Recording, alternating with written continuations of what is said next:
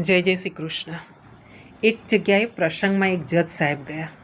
તેમણે ત્યાં પોતાના એક જૂના શિક્ષક ગુરુજીને જોયા. જઈને એમના પગ પકડી લીધા અને કીધું કે તમારા લીધે આજે હું જજ છું, નહીંતર હું જજ ન બની શકતે. ત્યારે પેલા ગુરુજીએ કીધું એવું તે શી વાત છે. ત્યારે આ જજ સાહેબે કીધું કે નાનો હતો ત્યારે મારા ક્લાસમાં એક ધનવાન છોકરો એક એવી વસ્તુ લાવ્યો કે જે મારે પણ જોઈતી હતી.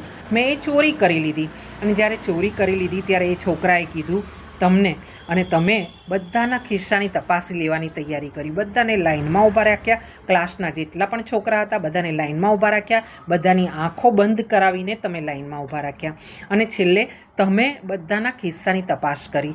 મારા ખિસ્સામાંથી એ ચોરાયેલી વસ્તુ મળી, પણ છતાં તમે મને એક શબ્દ ન કહ્યો. તે દિવસે હું સમજી ગયો કે મારી ઇજ્જત રાખવા માટે, મારી બદનામી ન થાય, છોકરાઓ વચ્ચે મારી મજાક ન થાય, એટલા માટે તમે મારું નામ કીધું નથી કે મેં ચોરી કરી છે.